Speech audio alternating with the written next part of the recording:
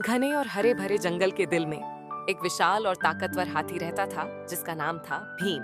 भीम की ऊंचाई इतनी थी कि उसकी पीठ तक पहुंचने के लिए छोटे छोटे जानवरों को कई कदम चढ़ना पड़ता और उसके सफेद लंबे दांत सूरज की रोशनी में चमकते जैसे बर्फ की चोटियां। उसकी गहरी बुद्धिमान आंखें मानो वर्षों की कहानियां कहती थीं। भीम का घर जंगल का सबसे खूबसूरत हिस्सा था, जहां हवा हमेशा ठंडी बहती, चारों तरफ घने पेड़ आसमान को छूते और उनके बीच बहती नदी सूरज की किरणों में चांदी सी चमकती। भीम हर सुबह नदी किनारे जाकर ठंडे पानी से नहाता और फिर अपने लंबे पैरों को धीरे धीरे बढ़ाते हुए जंगल की पगडंडियों पर निकल पड़ता।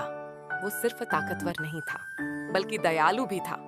अगर कोई हिरन नदी पार करने से डरता तो भीम उसे अपनी पीठ पर बिठाकर पार कराता।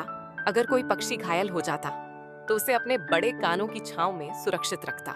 जंगल के सभी जानवर उसे सम्मान से बड़े भाई कहते थे। लेकिन एक साल सब कुछ बदल गया। बारिश महीनों से नहीं हुई, नदी का पानी सूखने लगा और पत्ते मुरझाकर जमीन पर गिरने लगे। गर्मी इतनी बढ़ गई कि मिट्टी में दरारें पड़ गईं। प्यास से जानवर कमजोर होने लगे और बच्चों की आंखों में डर साफ झलकने लगा। भीम ने अपने बड़े कान हिलाकर गहरी सांस ली और कहा, अगर हम ऐसे बैठे रहे तो हमारा जंगल मर जाएगा। उसे अपने बुजुर्ग हाथी दादा की एक पुरानी बात याद आई। पहाड़ के पार एक छिपा हुआ तालाब है जिसका पानी कभी खत्म नहीं होता, लेकिन वहां तक पहुंचना आसान नहीं। भीम ने फैसला किया कि वो अपने जंगल के हर छोटे बड़े जानवर को उस तालाब तक ले जाएगा। सफर खतरनाक था, बीच में कांटों से भरी झाड़ियां, गहरे दलदल और शेरों का इलाका, लेकिन भीम ने किसी को पीछे नहीं छोड़ा।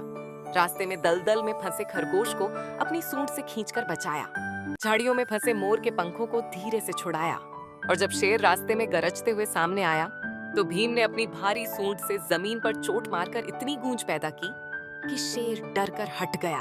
3 दिन और 3 रातों के बाद सूरज की पहली किरणों के साथ वो सब उस पुराने तालाब तक पहुंच गए।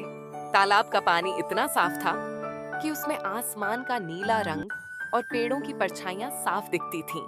जानवरों ने जी भरकर पानी पिया, नन्हे हाथियों ने पानी में खेलना शुरू किया और पूरे जंगल में फिर से खुशी लौट आई। उस दिन से सब जानवर भीम को जंगल का रक्षक कहने लगे। भीम मुस्कुराता हुआ बस यही कहता, ताकत का असली मतलब दूसरों को बचाना है, न कि डराना।